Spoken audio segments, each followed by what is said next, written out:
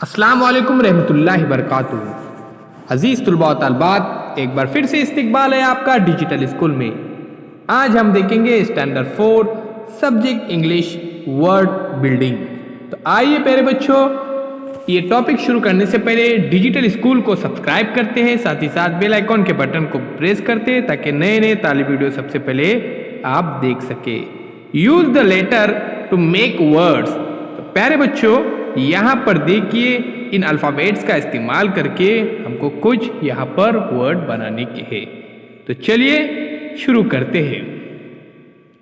प्यारे बच्चों, उससे पहले डिजिटल स्कूल को सब्सक्राइब कीजिए, साथ ही साथ बेल आइकॉन के बटन को भी प्रेस कीजिए ताकि नए नए तालिब वीडियो सबसे पहले आप देख सके।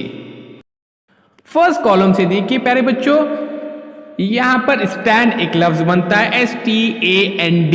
उसके बाद cap CAP cap, NAP map, SAT sat, SAD sad, TAP tap, PAD pad, BAD bat, इसके बाद BAT बैट। इस तरह से प्यारे बच्चों बहुत सारे अल्फाज बनते हैं यहाँ पर। उसी तरह से सेकेंड इसमें देखिए NIB nib, INK ink, IS is, उसके बाद IN इन, उसके बाद SING सिंग। ऐसे बहुत सारे अल्फाज आप बना सकते हैं।